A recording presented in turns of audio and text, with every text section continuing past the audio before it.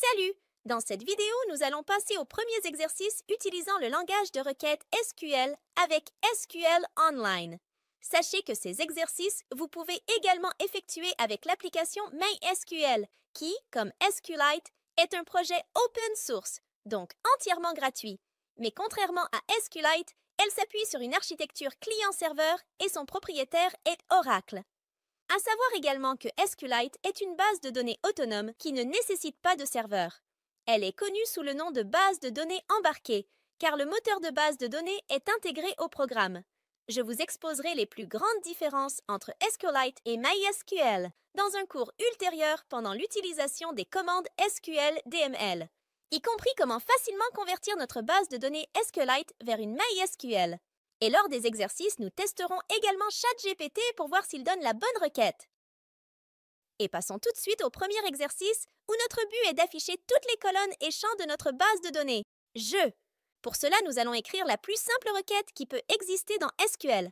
Select étoile, from, je, en terminant la requête avec un point-virgule. De cette façon, nous allons afficher toutes les données de la table je. Et bien que l'étoile signifie afficher toutes les données d'une table, cette requête est rarement utilisée dans les applications. Imaginez, si vous ne connaissez pas la base de données à gérer et vous y lancerez cette requête, ça n'aurait aucun sens, car les requêtes SQL sont destinées à afficher uniquement les enregistrements que nous souhaitons selon des critères précis. Alors, passons à SQL Online et notre base de données jeu et vérifions cela. Et en cliquant sur Run, nous aurons bien toutes les données de la table jeu. Prenons maintenant l'exemple dans lequel, à partir de la table jeu, nous voudrions afficher uniquement des colonnes précises, c'est-à-dire juste le nom du jeu, la catégorie et la plateforme sur laquelle le jeu a été joué, et, ce qui est important, en respectant l'ordre des colonnes. Nous allons écrire alors Select nom, catégorie, plateforme from jeu. Vérifions cela dans SQL Online. Je copie la requête, ensuite je clique Run et nous avons bien le résultat attendu. Et vérifions maintenant ChatGPT s'il nous dit la même chose. Lors de la première demande, je vais tout d'abord lui présenter la structure de la table jeu. Cela facilitera nos futures demandes. En même temps, je vais lui poser la première question. En utilisant SQL, à partir de la table jeu, afficher les colonnes nom, catégorie et plateforme en respectant l'ordre des colonnes. Juste pour rappel, le nom de la colonne plateforme va être corrigé dans un cours consacré à la gestion des tables. C'était intentionnel pour voir aussi comment se débrouille ChatGPT. Mais apparemment, il nous donne la bonne requête. Ok, passons à l'exercice suivant.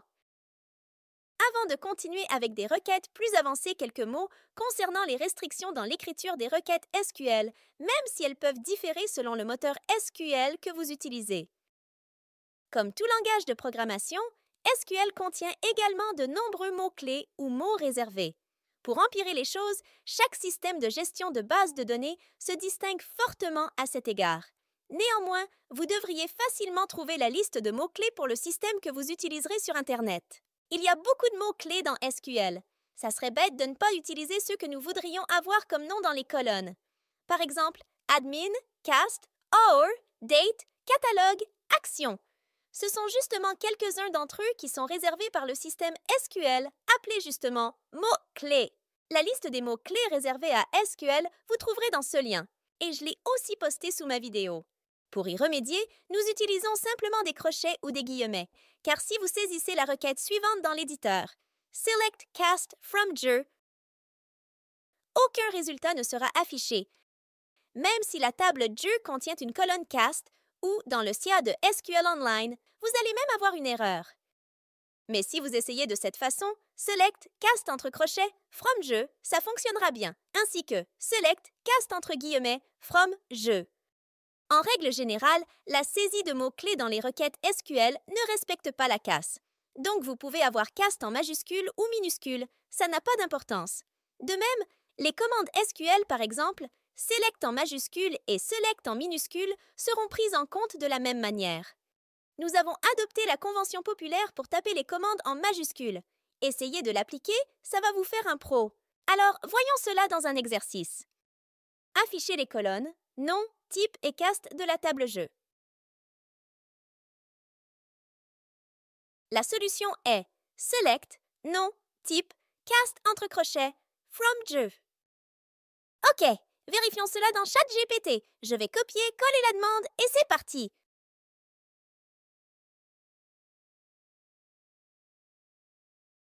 Apparemment, ChatGPT ignore le fait d'utiliser des crochets ou guillemets. Demandons-lui alors pourquoi le nom de la colonne cast n'a pas été écrit entre crochets.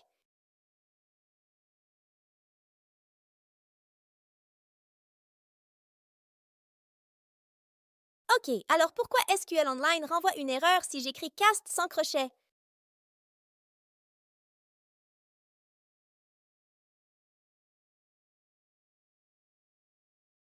Et voilà, notre ChatGPT n'a pas trop suivi ce qu'on lui avait demandé initialement. Et c'est la première hésitation de sa part. Enfin, il s'est bien corrigé et a donné des explications détaillées, mais quand même, il y avait un petit doute dans l'air. OK, passons à l'exercice suivant.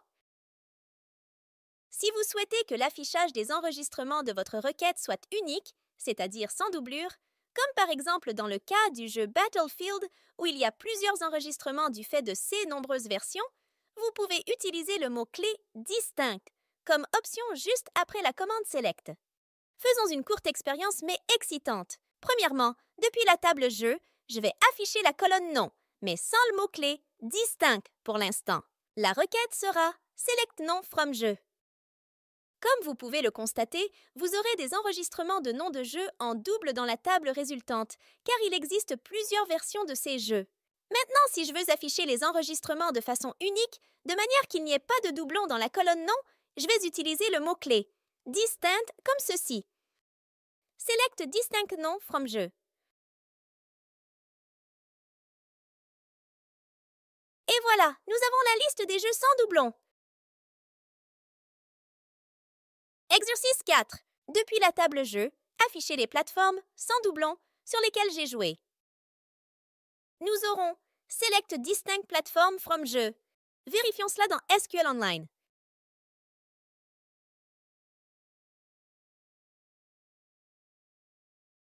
OK, et demandons cela dans ChatGPT.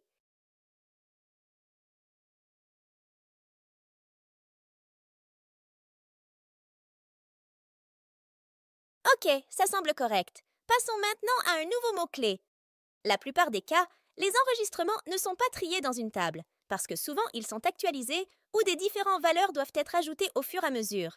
Pour faire le tri, nous utilisons un nouveau mot-clé, order by, suivi du suffixe ASC ou 2SC selon l'ordre que vous voulez obtenir, ordre croissant ou décroissant. Par défaut, les résultats sont classés par ordre croissant, ascendant. Toutefois, il est possible d'inverser l'ordre en utilisant le suffixe DESC après le nom de la colonne.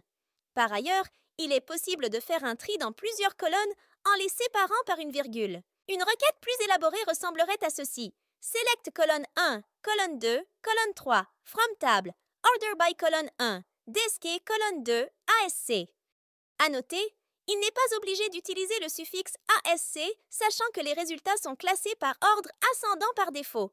Toutefois, c'est plus pratique pour mieux s'y retrouver, surtout si on a oublié l'ordre par défaut.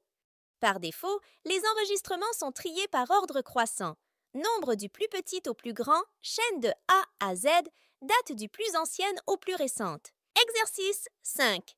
Afficher les colonnes. Nom et version du jeu par ordre alphabétique selon le nom du jeu. Nous aurons Select nom vers from jeu, order by nom.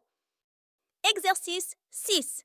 Afficher le nom, la version et l'année de sortie du jeu dans l'ordre du plus récent au plus ancien jeu. Nous allons écrire Select nom vers sortie en from jeu, order by sortie en DSC. Vérifions cela dans SQL Online. D'abord l'exercice 5. Nous allons afficher les colonnes nom et version du jeu triées par ordre alphabétique selon le nom du jeu.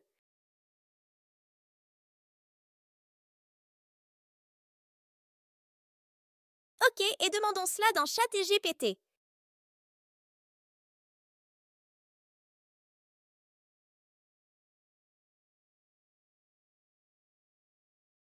OK. Et pour l'exercice suivant,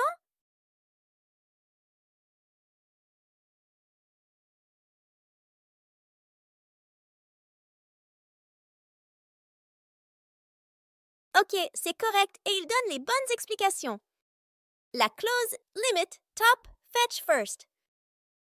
Généralement, dans le monde réel, comme dans les centres de données, les bases de données sont beaucoup plus volumineuses que celles que j'ai créées ici. Mais alors, comment en voir une partie sur un seul écran? Heureusement, les fondateurs de SQL ont prévu une clause pour avoir un nombre d'enregistrements limité qui peuvent être récupérés. Elle varie selon le SGDB utilisé. Par exemple, dans SQLite, MySQL et PostgreSQL, on utilise une clause limit pour limiter le nombre d'enregistrements à récupérer suivi du décalage offset qui indique l'endroit d'où l'enregistrement doit être récupéré. Dans SQL Server et Microsoft Access, le même résultat sera obtenu en utilisant une clause top suivie du nombre ou du pourcentage d'enregistrements à récupérer depuis la colonne sélectionnée. Tandis que dans Oracle, vous aurez la clause fetch first suivie du nombre ou du pourcentage d'enregistrements à récupérer suivi de rows only ou à l'aide de rownum en utilisant la clause where. La bonne pratique lorsque l'on utilise l'une de ces clauses consiste à utiliser également la clause order by pour s'assurer que, quoi qu'il en soit, ce sont toujours les bonnes données qui sont présentées. Exemple. À partir de la table jeu, je souhaiterais récupérer seulement les 10 premiers enregistrements, triés par ordre décroissant selon l'année de sortie du jeu, la colonne sortie en. Dans ce cas, j'aurai la requête suivante. Select étoile, from jeu, order by, sortie en, limite 10. Mais je pourrais aussi écrire comme ceci. Select étoile, from jeu, order by, sortie en, limite 10 offset 0. Et dans MySQL et SQL Online, nous pourrons avoir aussi la requête suivante. Select étoile from jeu, order by sortie en, limite 0,10. Donc, vous récupérez les 10 premières lignes, en commençant par la première ligne. Notez que la première ligne de la table est la ligne numéro 0, donc la 11e ligne est en réalité la 10e ligne. Si vous spécifiez un seul paramètre après la clause « limite », la valeur 0 sera utilisée comme paramètre de décalage par défaut. Retenez bien que la clause limite se trouve toujours à la fin de la requête. En résumant, la syntaxe de la commande select sera select from order by ASC ou DSC limite. Vérifions cela dans SQL Online. Testons les 3 versions de la clause limit sans offset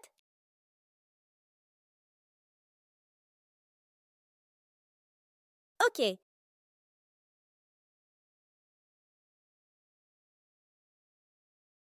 Avec offset, pareil.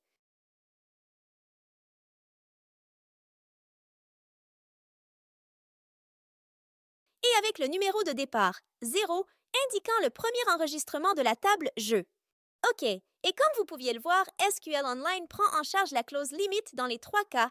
Il renvoie le même résultat correctement et sans erreur. Exercice 7. À l'aide de la clause limite, affichez uniquement la 11e ligne de la table jeu. J'aurai select étoile from jeu, limite 1, offset 10 ou dans MySQL, select étoile from jeu, limite 10,1. Écrivons cela dans SQL Online. La version PostgreSQL avec offset. OK et de même. La version MySQL.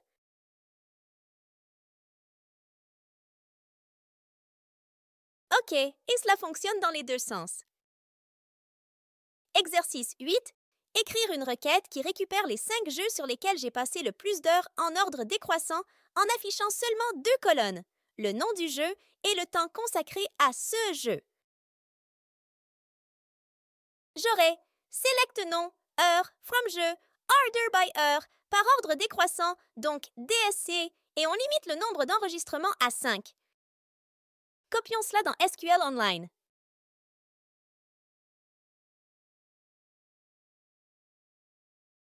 OK, et c'est bien ce que j'attendais. Exercice 9. Écrire une requête qui récupère les 5 jeux sur lesquels j'ai passé le plus d'heures en ordre décroissant en commençant par la 6e position et en affichant seulement 2 colonnes, le nom du jeu et le temps consacré à ce jeu. J'aurai select nom, heure, from jeu, order by heure par ordre décroissant et dedans les 5 enregistrements à partir de la 6e place, donc en fait un décalage offset de 5 positions. Ou dans MySQL. Select nom, heure, from jeu, order by heure, DSC, limite 5,5.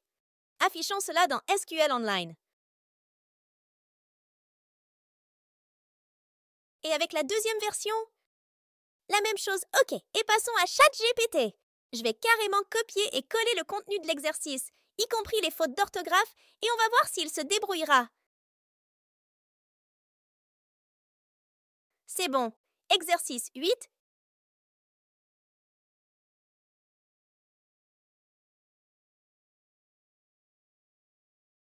Oui, c'est juste.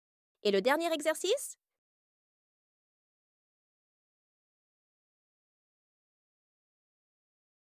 OK, bravo. Au fait, demandons-lui s'il connaît aussi la deuxième version avec limite 5,5.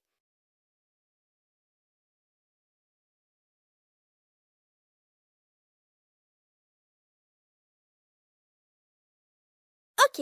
Et comme vous avez pu constater, ChatGPT a bien résolu tous les exercices avec la clause limite en donnant les bonnes explications, y compris celles avec la version limite utilisée par MySQL. Donc, félicitations pour lui et merci de votre attention. C'est tout pour aujourd'hui. Dans le prochain cours, j'aborderai la clause where avec ses possibles opérateurs et nous ferons aussi quelques calculs avec. Merci et à bientôt!